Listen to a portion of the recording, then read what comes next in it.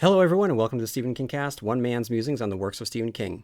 Each week, I will review one entry in the bibliography of Stephen King in the chronological order of publication. This week, I will examine 1985's short story collection, Skeleton Crew. With Skeleton Crew, King launches into his second collection of short stories, the first having been Night Shift. Like Night Shift, Skeleton Crew begins with an introduction from King, but unlike Night Shift, he isn't trying to adopt some EC comic-styled persona, describing the darkness of the winter night or inviting you to come closer. By this point, there's no need to try to impress the reader. The days of early courtship are a distant memory. The relationship between King as an author and his audience has developed into something resembling a marriage. He can speak honestly, opening up about how much money he's made from his short stories, and adoringly refer to us as constant reader, which I think is the first time he actually uses this term from himself to us. I think the first time we actually see it in print in a Stephen King work is in The Body, but that's within the context of that particular narrative.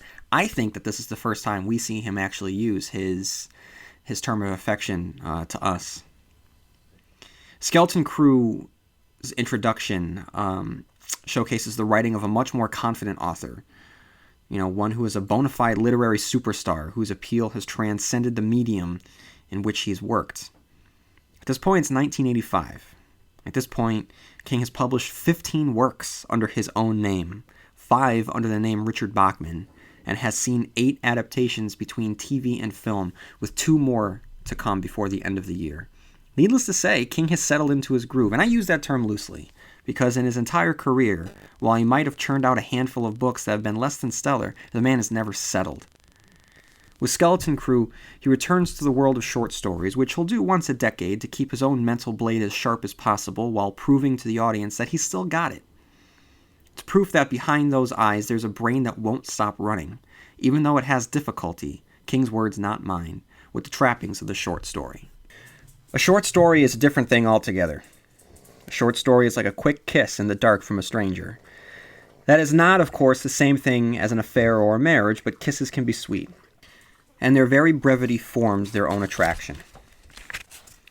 Writing short stories hasn't gotten easier for me over the years. It's gotten harder. The time to do them has shrunk, for one thing. They keep wanting to bloat, for another. I have a real problem with bloat. I write like Fat Lady's Diet. And it seems harder to find the voice for these tales. All too often, the I guy just floats away. The thing to do is just keep trying, I think. It's better to keep kissing and get your face slapped a few times than it is to give up altogether. As I did with Night Shift, I'm not going to review every story in this collection, but instead, I'm going to discuss a handful, which as follows. Mrs. Todd's Shortcut, The Jaunt, The Raft, Word Processor of the Gods, Survivor Type, Gramma, The Reach. And while it might be the first story included in this collection, I will conclude with the most recognizable and popular story from this publication. The story that was later adapted into a feature film from the director of Shawshank Redemption and The Green Mile, the man who brought the smash hit The Walking Dead to our television screens, Mr. Frank Darabont. The story, of course, is The Mist. But first, let's start with Mrs. Todd's Shortcut. From Wikipedia. David, friend of a caretaker named Homer, is an older man who is spending his later years hanging out at the local gas station in a small town. He narrates a tale about Mrs. Todd, who is obsessed with finding shortcuts. Homer admires her persistence, but begins to have doubts, as there are only so many shortcuts someone can find. Mrs. Todd's habit of resetting her odometer shows remarkable evidence that something weird is going on. He also discovers evidence that her shortcuts are taking fewer miles than are in a straight line between the trip origin and its destination, something that would be impossible in reality. Mrs. Todd compares the shortcuts to folding a map to bring 2 points closer together, suggesting that she has discovered a warped version of reality, like a wormhole. Mrs. Todd finally convinces Homer to take one of the special shortcuts. Homer loses his hat to the grasping arms of a living tree and sees road signs and strange, unnatural animals that he cannot explain. Frightened, Homer does not wish to take any more rides. Nonetheless, Mrs. Todd is changing and growing younger with each trip that she takes, and the appeal of this overwhelms Homer, despite his having found a smashed, horrifying, rodent-like creature on the grill of her car. She brushes this off, seeing the creature as an unfortunate yet normal animal. In the end, Homer, who is looking younger himself, gets into Mrs. Todd's car in front of his friend. It's implied that Mrs. Todd, who is by this time considered to be a missing person altogether with her car, will now take him into whatever new world to which she has found a shortcut. Now, being a New Englander myself, one that hails from, as King puts it in this story, that strange, angry, fuming state of Massachusetts, I know the importance placed on shortcuts. About, as he puts it, the fact that there's something powerful about knowing the shortest way, even if you take the longer way, because you know your mother-in-law is sitting at home. The fact that the entire short story is an ode to the concept of shortcut cracks me up. It's a love letter that flies by, like a shortcut. But don't let it fool you. Just because it's centered around a woman's obsession over shortcuts doesn't mean that that's what it's all about. Crammed into this small space can be found an examination of time, the worth of our lives, specifically the time that we have while that we're alive, the challenge of preconceived notions as evidenced by Mrs. Todd's blue ribbon diatribe on page 214, which I will read right now.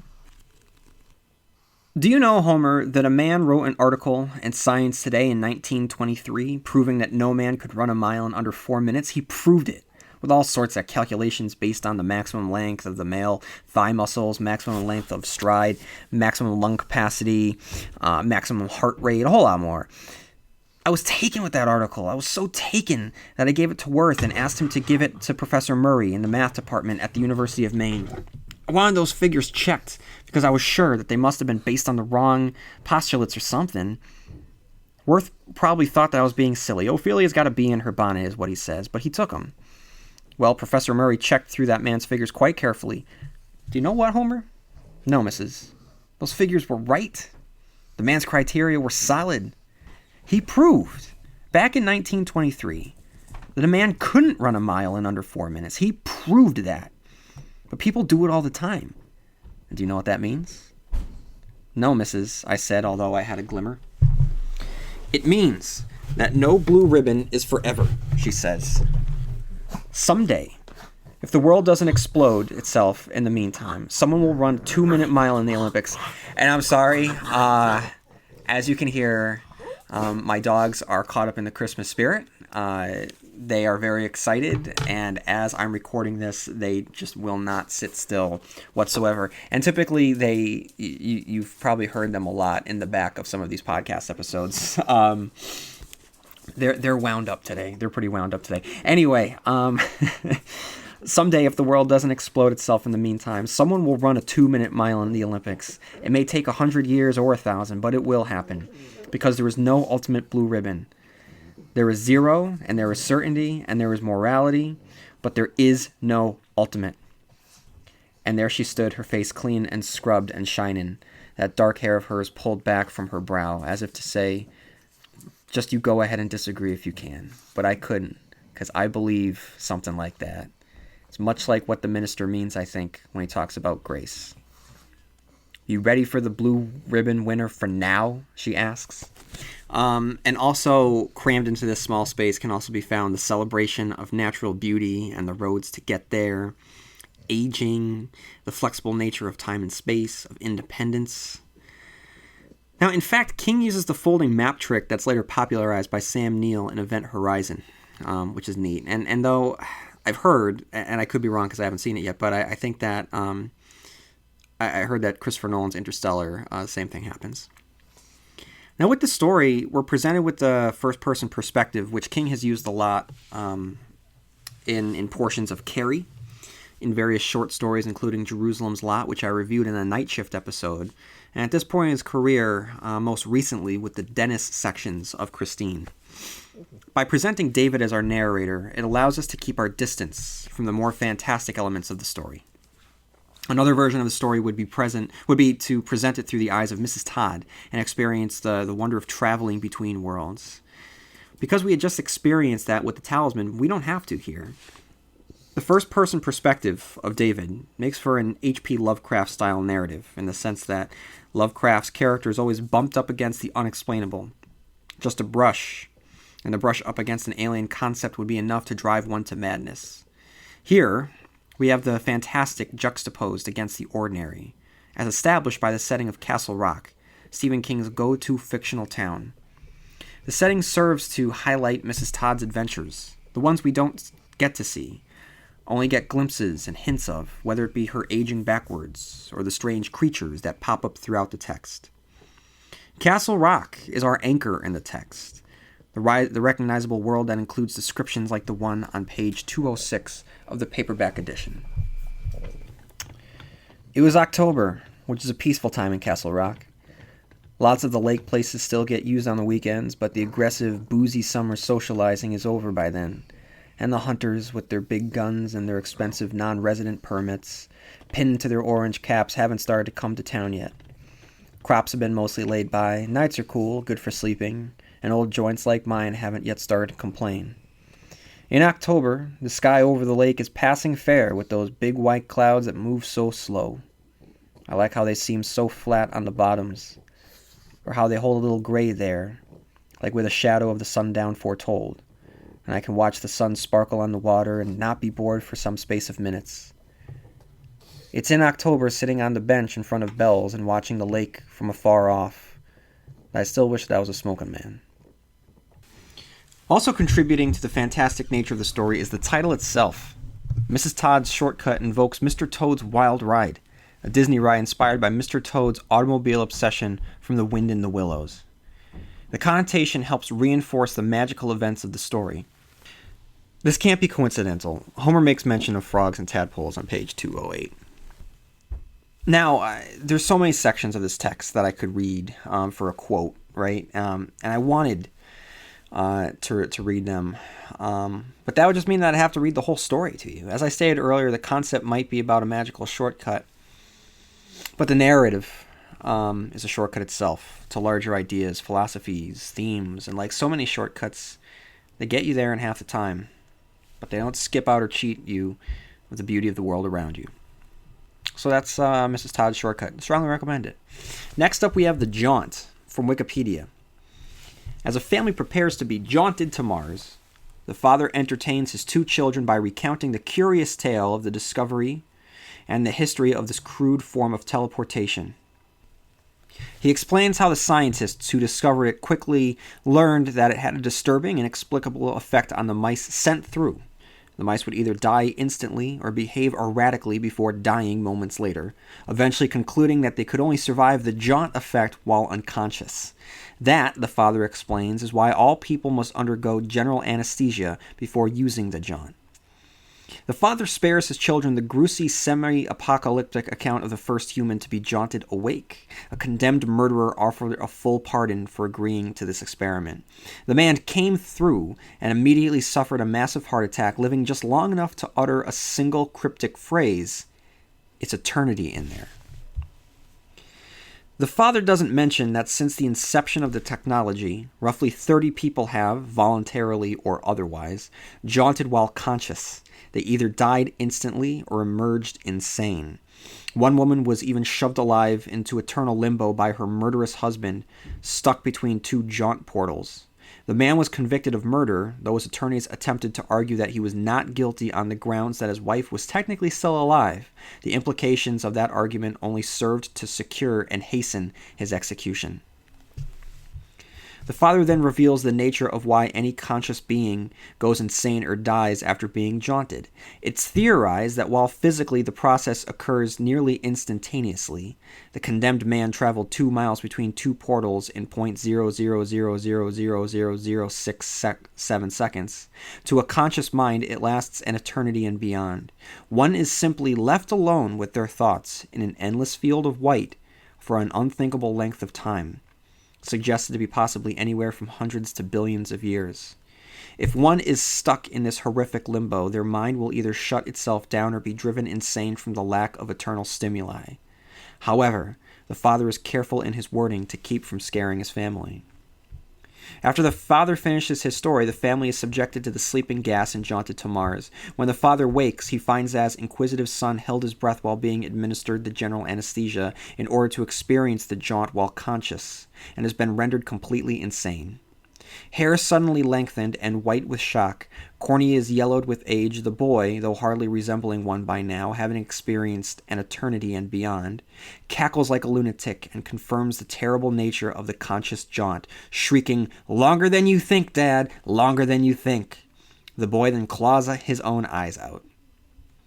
Now, when I think of Stephen King's short stories, The Jaunt is one of the first ones that I can think of. I remember reading it for the first time in the back of my parents' car on the way to some vacation, and it's stuck with me ever since. The story is a great entry in the genre of speculative science fiction, and it reads like an unaired episode of The Twilight Zone, starting with the family, which will serve as bookends to the story, cutting to the past where the scientist perfects the jaunt, and cut back to the family complete with the little twist ending. The jaunt is a jaunt, moving us from Earth to Mars, to the future, to its past, and the reader is the little boy, awake for the entire experience. It's a horrifying concept. It's eternity in there. Not 100 years, not 1,000, eternity. The body, demolecularized, existing in a state which does not need air or sustenance, experiences the impossible, the infinite, and crushes the mind as a result. And up next, we have The Raft. Now, The Raft is about 4 college students, 2 young men, Randy and Deke, and 2 young women, Rachel and Laverne, who go out to swim on a remote Pennsylvania lake during the autumn when nobody is around in order to celebrate the end of summer. While swimming out to the raft in the middle of a lake, Randy notices a mysterious oil slick substance that appears to go after the girls as they reach the raft. Deke and Laverne ridicule Randy's suspicions that the oil slick was chasing the girls, refusing to take the situation seriously until Rachel touches the water near the creature. The oil slick, revealed to be a living creature, instantly grabs her finger and pulls her into the water, where it covers her with itself. Quickly realizing the danger, the trio are forced to ignore Rachel's screams for help as the creature violently dissolves and absorbs her. After the initial panic, the group contemplates their next course of action. Swimming past the creature is not an option as it moves with lightning speed. The group has driven 8 miles off the nearest back road without having told anyone where they are going, making rescue impossible. The group assumes that the creature may leave them alone after some time and attempts to quietly wait, but it doesn't leave. After some time passes, the creature squeezes under the raft. Deke decides he could make a swim to the shore, but as he prepares to jump into the lake, he steps on a crack on the raft, and the creature grabs him by his foot. Unable to free their friend, Randy and Laverne watch as Deke is slowly consumed by the creature through the crack from the bottom up. Randy later realizes with horror that he and Laverne could have swum to shore while the creature was busy eating Deke. Now unwilling to risk swimming for shore, Randy and Laverne take turns watching the creature, which changes positions every now and then and produces colors on its surface that hypnotizes and disorients them into almost falling off the raft. One stands while the other one sits. During the course of the night, Laverne convinces Randy that they should sit together and keep each other warm. He eventually touches one of Laverne's breasts, and they end up having sex. During intercourse, Laverne's hair falls over the side of the raft. Before Randy can pull her up, the creature grabs onto her hair and manages to flow over her head, melting her face. Unable to save Laverne, he kicks her over the side of the raft in a panic, quickening her death. A day passes and Randy fantasizes about rescue while beginning to suffer fatigue from lack of sleep.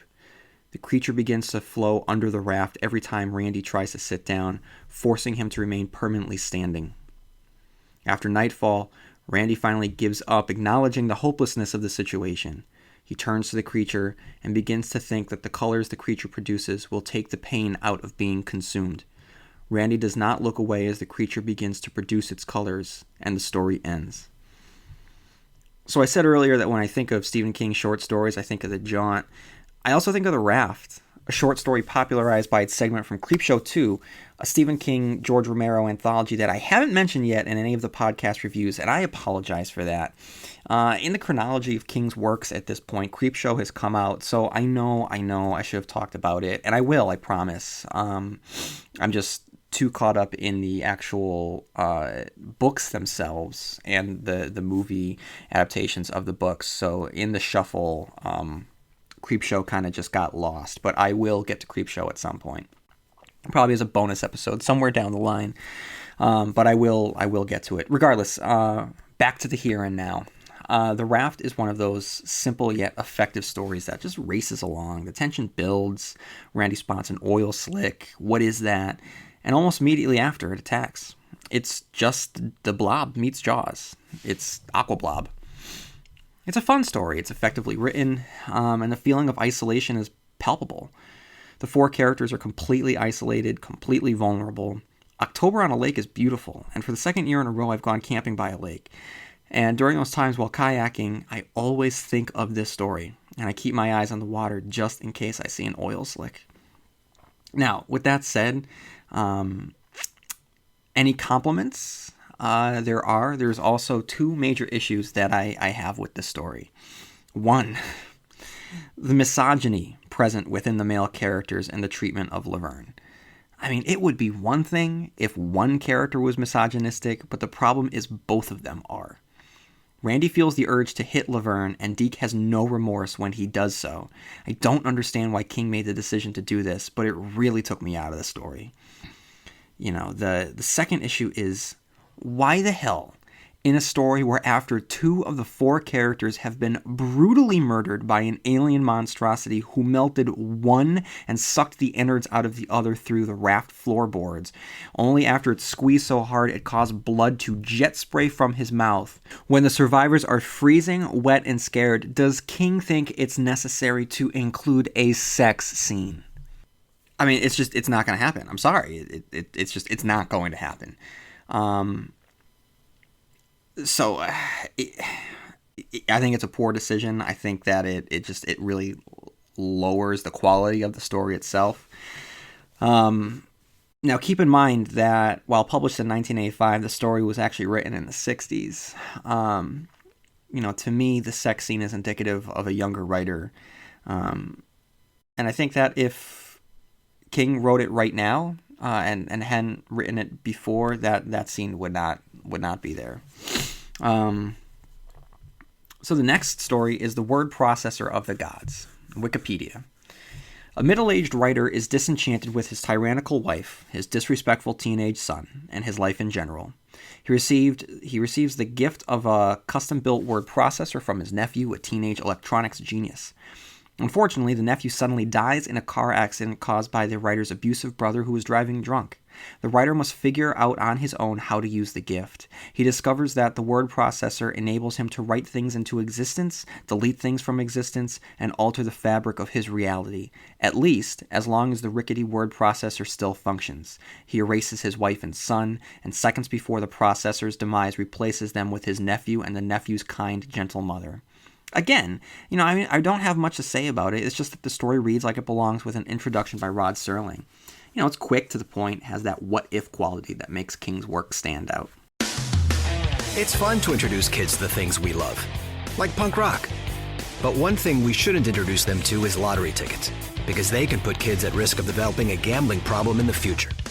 So introduce them to music, not lottery tickets. Go ahead, sweetie, try the E chord. Let's keep practicing. Learn more at mass.gov/youthgambling.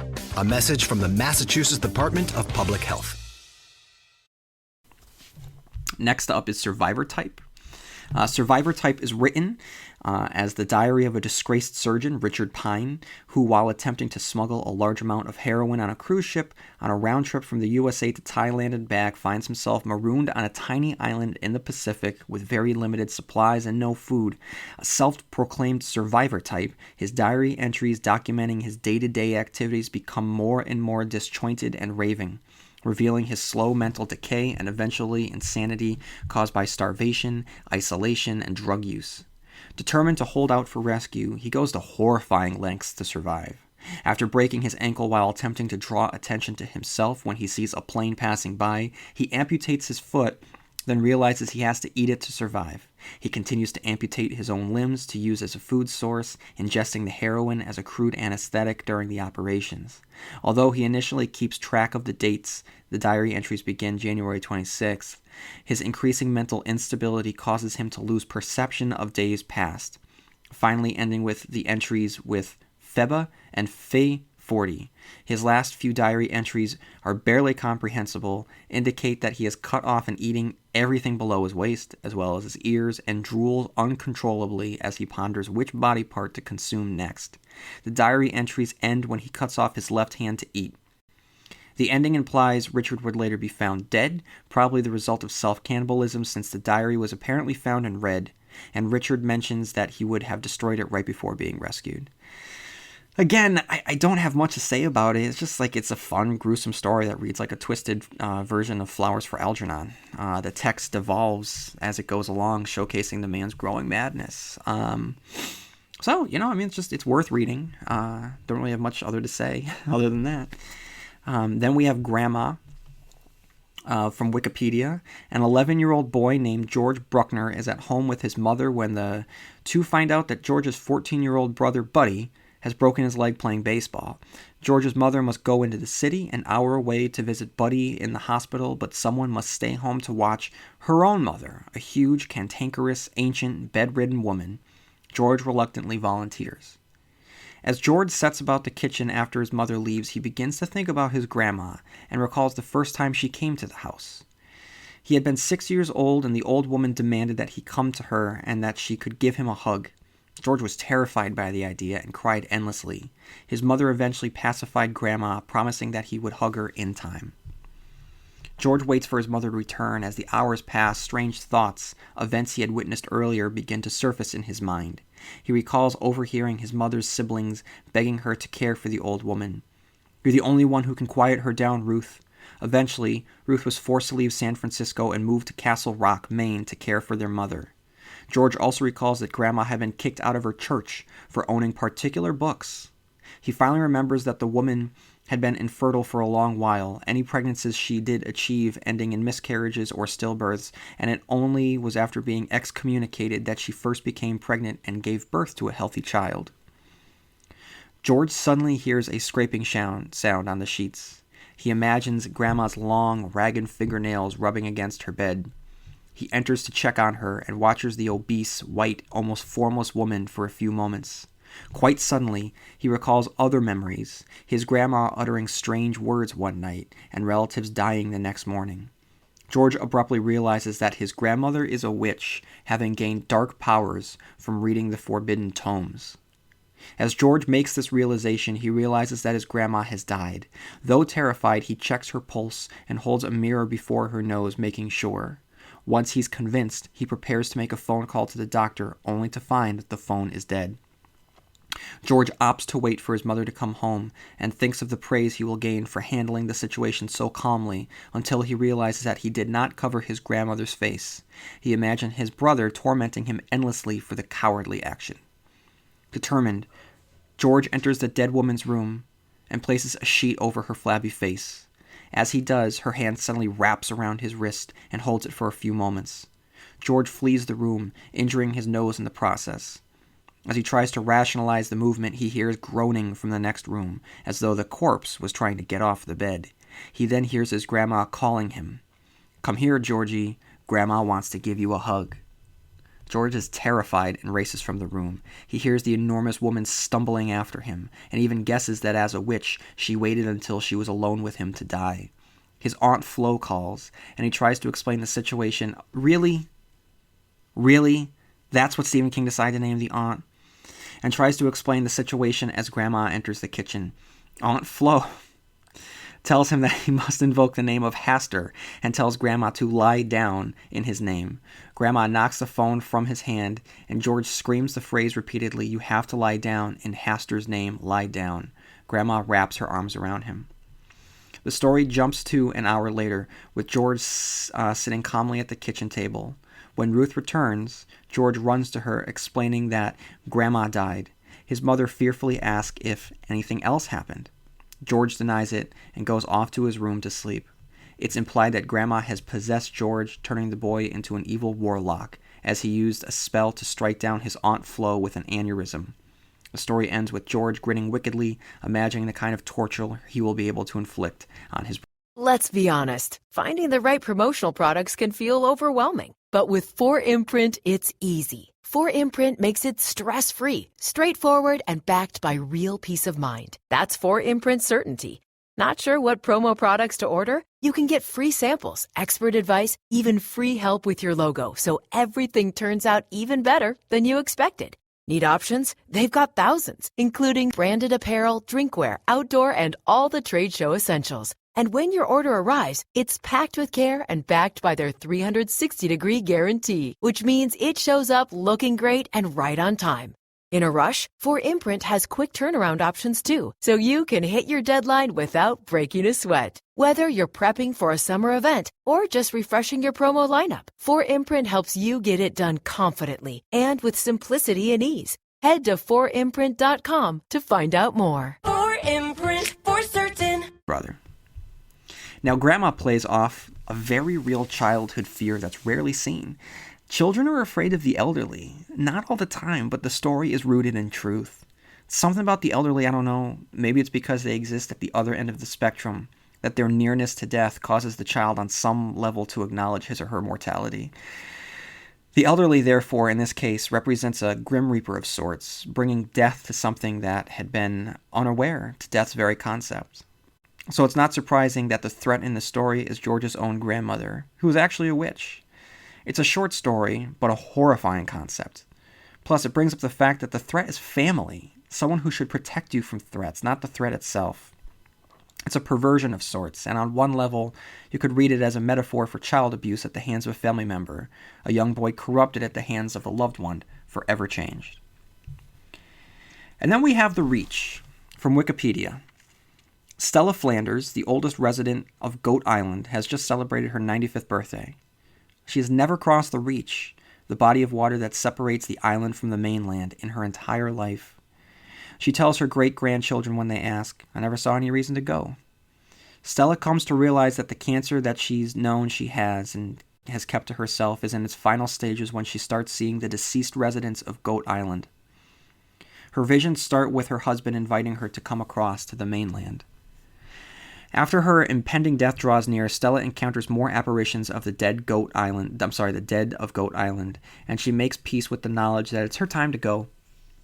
Dressed in her warmest clothes, plus her son's long johns and hat, Stella heads across the frozen reach towards the mainland. As she starts her trek, it starts to snow. The blowing wind, along with the snow, makes it difficult for her to find her way, and she becomes afraid of being lost in the storm. Along her walk, she meets up with a woman who was her best friend, Annabelle, as well as several others.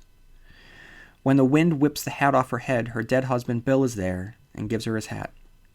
She's surrounded by her friends and her family, and they sing to her as she crosses over from this life. Stella Flanders is found dead sitting upright on a rock on the mainland. Her son Alden recognizes his father's hat, comes to believe that the dead sing, and that they love those still living. I don't have much to say, other than it's a beautifully written little story. It even includes a shout-out to the previous Stephen King short story, one included in this very collection, The Raft. Stella reflects on the same question that Randy from The Raft had asked. Do you love? Okay, here we go. Half an hour into it, and now we come to the big story in this collection. That is The Mist. So I'm just going to launch right into the Wikipedia summary and then start just jumping all around through The Mist and playing around with all the tentacled creatures that The Mist contains. From Wikipedia. The morning after a violent thunderstorm, a thick, unnatural mist quickly spreads across the small town of Bridgeton, Maine, reducing visibility to near zero and concealing numerous species of bizarre creatures which viciously attack anyone and anything that ventures out into the open. The bulk of the story details the plight of a large group of people who become trapped while shopping in a town supermarket, among them a commercial artist named David Drayton. David's young son Billy and their estranged neighbor Brent Norton, who accompanied them into town after a tree smashed Brent's car.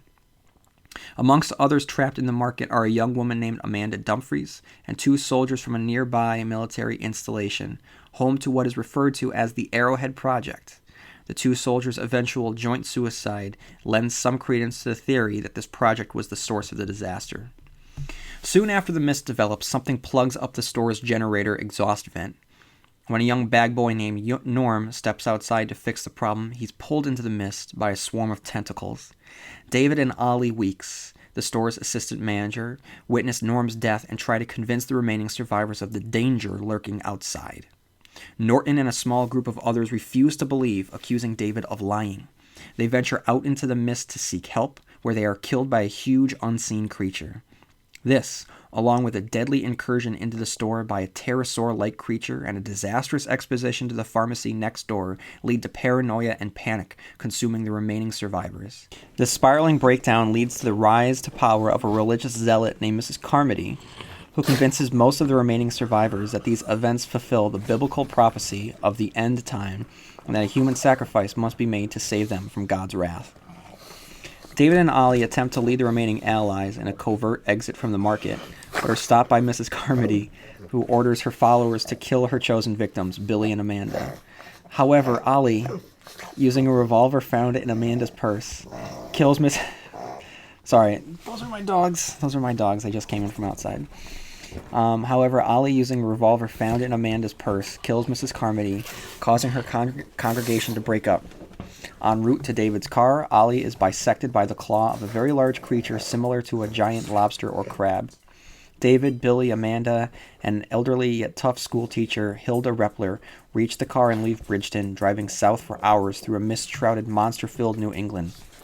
After finding refuge for the night, David listens to a radio, and through the overwhelming static, possibly hears a single word broadcast: Hartford. With that one shred of hope, he prepares to drive on to an uncertain future. So first of all, this is written in first-person perspective, which is a technique that King has adopted for other short stories found in this collection, including Survivor Type and Mrs. Todd's Shortcut. And The Mist is one of King's more recently realized masterpieces. I say this not because it was recently published. As I've said earlier, Skeleton Crew was published in 1985. I say it because the movie, directed by Stephen King constant reader Frank Darabont, was released in 2007 and holds a 73% Rotten Tomatoes rating and a 7.2 out of 10 average on IMDb. While these scores aren't stellar, I think they're higher than average, and anecdotally, The Mist is one of my favorite King adaptations. With the adaptation, Darabont dabbled in survival horror, a genre which he was so enamored with, he brought The Walking Dead to life on AMC, and the rest is history. The Mist works because of its simplicity. First, the image of the mist rolling off the lake is a striking one, ominous in its everyday quality, and like the best horror fiction, it changes how you look at something commonplace. Just as Jaws did for the water, Psycho did for showers, and The Ring did for televisions, The Mist makes you shiver just a little when you see billows of fog rolling towards you. And while we all might not have lake houses, we've all experienced storms, and the threat of a storm gone so badly like this one grounds us in an everyday setting. The family's not overly heroic or special. Just like the best King characters, David is the everyman. It's not hard to imagine us in his place, and that's the point. He's our vessel into this story. And like The Walking Dead, which Darabont will later go on to produce, the largest threat isn't the danger that lurks in the fog no more than it is the lurching horde of the undead. Rather, the biggest threat in the face of a crisis is ourselves, namely the threat of the other, seen here in the form of Mrs. Carmody, who whips everyone into a religious zealotry, infectious madness that scares me worse than any fog creature. The first 7 pages are dedicated to the storm that sweeps over the lake on the tail end of a heat wave. It showcases how small we are contrasted with the power of nature, and it's the symbolic foreshadowing of what will soon come. The tree that slams through the window is representative of David himself, the tree that stood guard over his family for generations. Now that it's fallen, crashed through the living room window, a room synonymous with family, it symbolizes the impending doom of David's family. The section concludes with a prophetic dream in which a towering god crashes about the land. This, of course, will come true of sorts, as the end of the story includes the image of a towering behemoth crossing the land in front of them. On page 33, Steph expresses her concern about the situation, giving credence to the superstition of the Black Spring referenced by our story's antagonist, Mrs. Carmody. Naturally, with the world just having experienced what seems like an apocalyptic event, it's not surprising to dwell on superstition. The scene of the family exploring the wreckage reminds me of an October snowstorm we had a few years back. It was the final natural disaster to strike our area that began with a destructive tornado in the spring, a microburst in the summer before giving way to a heavy downfall of snow in the days before Halloween, when the leaves had yet to fall from their branches. The limbs, weakened from the tornado months before, combined with the weight of the heavy leaves under the falling snow, proved too much for the trees, which fell through the night and exploded on the ground like bombs crashing from the sky. The damage took down power lines, destroyed houses, cars took lives, and looters were becoming so much of a danger that the National Guard was called in. Most went without power for a week, some more. Personally, my wife and I made the most out of it, and despite the cold, I'm able to look back on the time fondly. And it makes me think of Billy's enthusiasm. While it caused destruction and the worst of society took advantage of the situation, there's something about these types of things that helps create a community, as it provides a shared experience that we all have to endure together.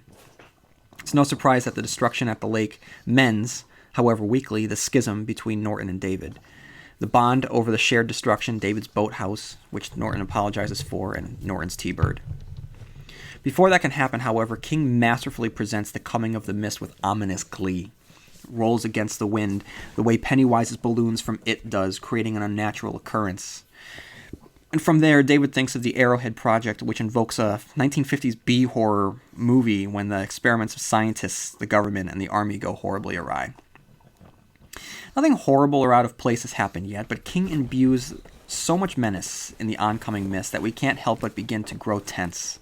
And that tension only skyrockets when David reveals that he hasn't seen his wife since he left his house. Why, we wonder? What will happen? Will it have something to do with the mist? The answer is of course.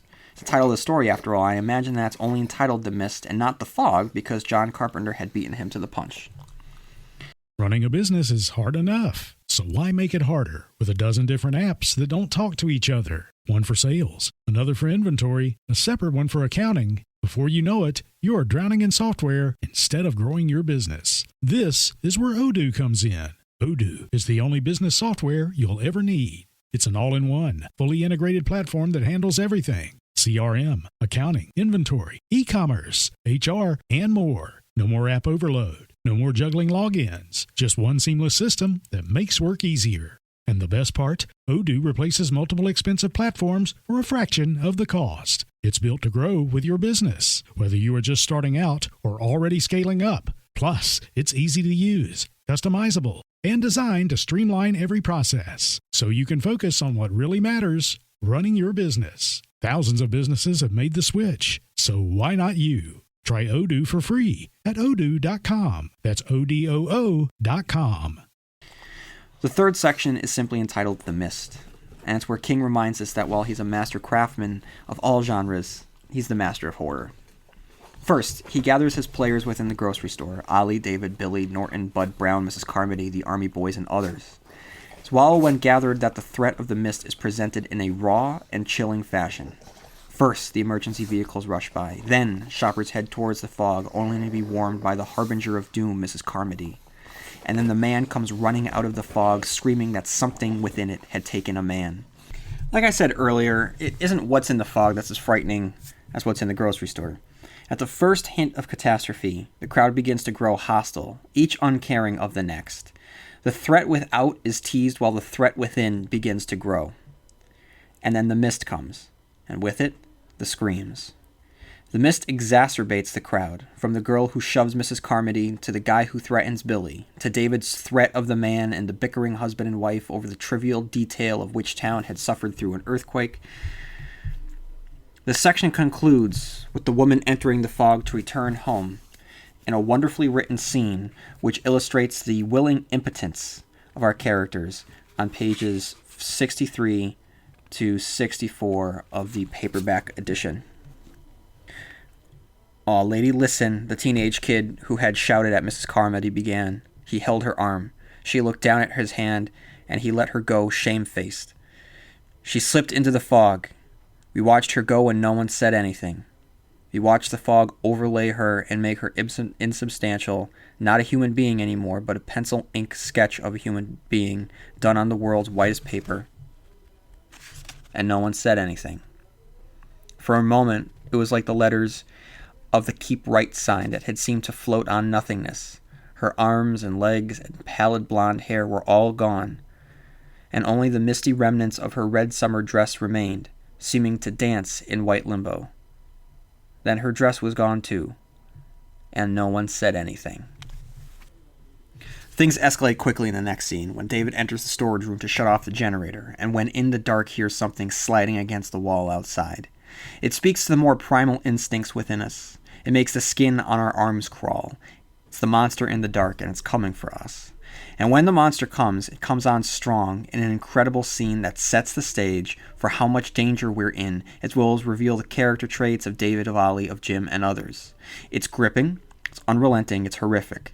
Suddenly we feel completely vulnerable. Despite being shielded from the mist, we're not safe from the creatures that inhabit it.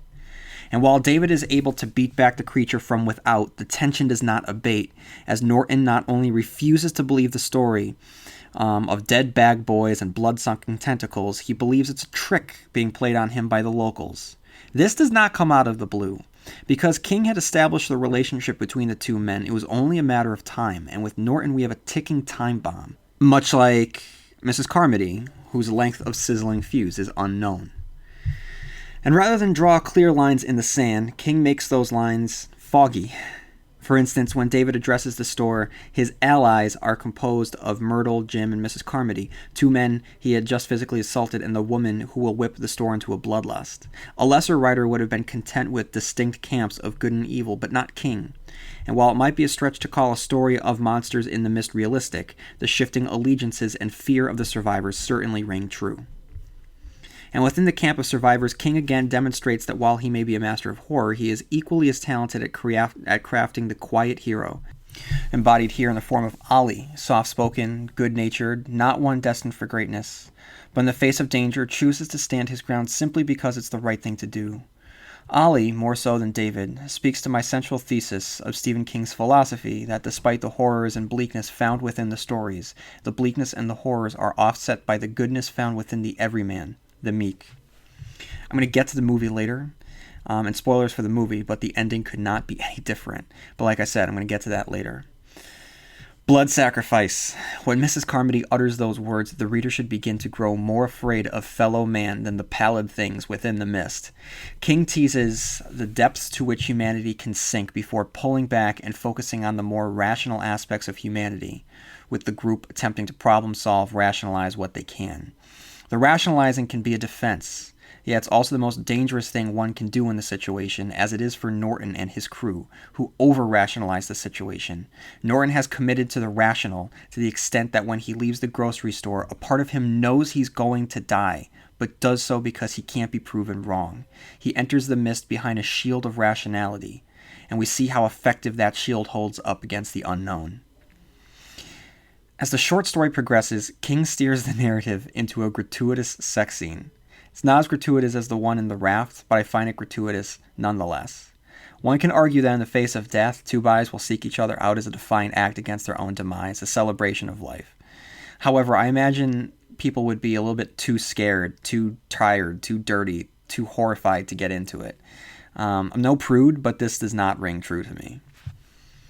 What doesn't ring false is the nail-biting scene in which the pharmacy expedition encounters the spiders.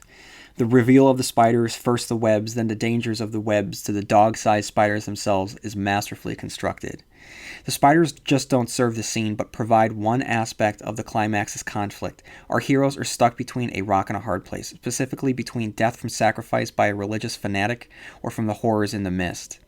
Death from the worst aspects of humanity or from the inhuman. The fact that our characters choose the inhuman speaks volumes on what King is saying about the dangers we present to ourselves. Without the spider scene, the odds wouldn't seem so stacked against our heroes. The threats in the mist are everywhere, in many forms, and ultimately, they're more appealing than the threats from within the store. Ironically, Mrs. Carmody gets her blood sacrifice after all. She probably just didn't expect it that she'd be the one to offer it. And even funnier, her death brings the salvation that she promised. It's a clever twist that serves as the perfect ending to that plotline. Though the end doesn't come there. They escape, only to encounter more death, more mist, more things, which grow worse and worse suggesting no hope for civilization on page 151. A shadow loomed out of the mist, staining it dark. It was tall as a cliff and coming right at us. I jammed on the brakes. Amanda, who had been catnapping, was thrown forward. Something came. Again, that's all I can say for sure. It may have been the fact that the mist only allowed us to glimpse things briefly, but I think it just as likely that there are certain things that your brain simply disallows. There are things of such darkness and horror, just as I suppose there are things of such great beauty, that they will not fit through the puny human doors of perception. It was six-legged, I know that. Its skin was slaty gray, that mottled to dark brown in places. Those brown patches reminded me absurdly of the liver spots on Mrs. Carmody's hands. Its skin was deeply wrinkled and grooved, and clinging to it were scores, hundreds of those pinkish bugs with the stalk eyes. I don't know how big it actually was, but it passed directly over us.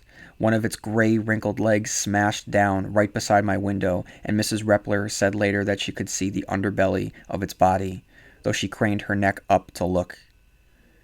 She saw only two cyclopean legs going up and up into the mist, like living towers until they were lost to sight. For the moment it was over, the scout, I had an impression of something so big that it might have made a blue whale look the size of a trout. In other words, something so big that it defied the imagination. Then it was gone, sending a seismological series of thuds back. It left tracks in the cement of the interstate track so deep I could not see the bottom. Each single track was nearly big enough to drop the scout into. For a moment no one spoke. There was no sound but our breathing and the diminishing thud of that great thing's passage. And then that's the end. I was going to talk about the ending of this compared to the ending of the movie, but I'm going to save that for next week's podcast, in which I review the adaptation, Frank Darabont's adaptation of the movie. So all that leaves right now is our Stephen Kingisms. And if you haven't listened to a Stephen Kingcast before, the Stephen Kingisms are tricks and traits and tropes and patterns that you'll see from one text to the next. So here we go. Well, I didn't review The Monkey, which is often mistaken for the basis of the horror movie Monkey Shines. I do want to make note about Stephen King's thoughts on the story, as evidenced in the notes section of the collection. In it, he writes of the monkeys with the symbols. They reminded me of the lady with the shears, the one who cuts everyone's thread one day. And as Stephen King fans may know, the Stephen King universe, that lady is actually a bald little doctor, as we will see later in the novel Insomnia. The second one is one's mind being lost in another dimension for eternity. We see it here in the Jaunt, and it's reminiscent of the deadlights in It. Keep in mind that as the novel progresses, the children wage war with the clown. The threat is not necessarily death, but the possibility of forever being lost inside of plane of existence known as the deadlights, conscious and helpless. This type of scenario brings about a very specific type of fear, one of despair. You know things are truly bad when the threat of death is the better option. Number 3 is the evil car, as seen in Trucks, Christine from a Buick 8, The Road Virus Heads North, and the everyday danger of cars as seen in The Gunslinger and Pet Sematary, Cujo, Dreamcatcher. Here we have another evil vehicle with the story Uncle Otto's Truck. With Mrs. Todd's Shortcut, we have the car not as an evil object, but as a vehicle for exploration through which magical lands, similar in a sense from a Buick 8, will be explored. Number 4 is Monsters in Between Worlds. With The Mist, King presents bona fide monsters straight out of a Lovecraft story, tentacled monstrosities. With the Army Project gone wrong, it has allowed for a back door to open, which Dark Tower fans may refer to as Toadash spaces, the place in between worlds. Whether the creatures come from a fog-draped planet or dimension, or in between the cracks of another universe altogether, King has touched upon an alien threat infringing on our world with doorways or thinnies where the fabric between the worlds is thin, as it is in the Marston House from Salem's Lot, the Overlook Hotel from The Shining, the Micmac Burial Ground from Pet Sematary. Monstrous creatures have shown up in The Talisman and Revival. Mrs. Todd's Shortcut shows a woman traveling through worlds that might include similar monsters. We'll see these types of creatures again because in the worlds of Stephen King, they're all around us, existing on a different frequency or plane of existence. And every now and then, when the world tunes its cosmic radio, what was once static now becomes clear, and the monsters come rushing in. Number 5 is Castle Rock. With Mrs. Todd's shortcut, he returns to his most famous fictional town, seen previously in The Dead Zone, Cujo, The Body, referenced in Pet Sematary, and will later be seen in The Dark Half, The Sundog, Needful Things, and a handful of others. Cujo is explicitly referenced here as well. Castle Rock is also the setting for Gramma. In Gramma, the grandmother happens to be friends with Henrietta Dodd, the mother of murderous Frank Dodd from The Dead Zone. Number 6 is Getting Younger. With Mrs. Todd getting younger with her jaunts through other dimensions, we see her getting younger, which will also be explored by King in the forgotten TV miniseries The Golden Years. The Golden Years, by the way, included other Kingisms such as The Shop and a character named Captain Trips. Number 7 is the following description: the kind of hair that makes a man wonder what it would look like spread over a pillow. King uses this description to highlight a woman's irresistible beauty in Mrs. Todd's Shortcut, and at least in one other book, The Stand, with Nadine Cross. Number 8 is the catchphrase. Here it's "Do you love," as seen in The Raft. Number 9 is the teacher. If characters aren't writers in his books, many times his characters are teachers, as seen in the word processor of the gods. Number 10 is the magic device, as seen in the word processor of the gods, which bears similarities to the ones found within his sci-fi alien takeover novel, The Tommyknockers.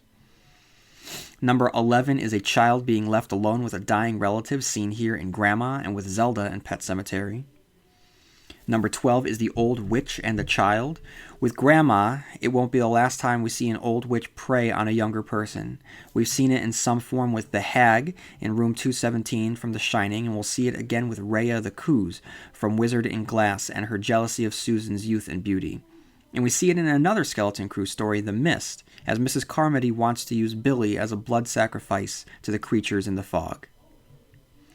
Speaking of which, with Gramma, King invokes connotations from The Wizard of Oz, The Wicked Witch, and A Storm That Blows Outside. He'll later revisit imagery from Wizard of Oz with The Wizard in Glass. Number 14 is The Evil Preacher. Here in The Mist, it's Mrs. Carmody, but we've seen it before with, though technically not a preacher, Margaret White, and then fellow preachers Sylvia Pitson, Sunlight Gardner, and Charlie Jacobs in Revival. Number 15 is the military experiments that bring about the end of the world. Here in The Mist with the Arrowhead Project, and in The Stand when the superflu escapes the facility. And number 16 is spiders, as seen horrifyingly in The Mist, as well as The Talisman, It, Rose Madder, and The Dark Tower. And so that's all I have right now, everyone. Kind of, actually. There is just one other thing that I want to talk about, which is related to The Dark Tower. So if you have not read The Dark Tower, or have read some of The Dark Tower and have not completed The Dark Tower, you should probably just say goodbye now and then catch up with me in the next episode where I review the rest of the short stories within Skeleton Crew, because for the rest of this episode, it's going to be Dark Tower focused. So before I get to that, before I get to The Dark Tower, write to me at stephenkingcast@yahoo.com. Let me know all your thoughts on Skeleton Crew, which your favorite short stories were, and anything related to Stephen King. You can follow me on Facebook, on TikTok, on Blue Sky, and on Instagram. And if you have any free time on your hands, leaving a review on Apple Podcasts would greatly help me out.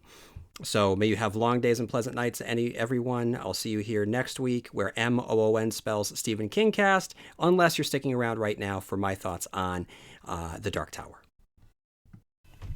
Hey everyone, welcome back. Like I said, I'm not going to take too much longer, but if you are listening now, then you are sticking around for a little bit of discussion around the Dark Tower and the Dark Tower's relationship with the events depicted within Skeleton Crew.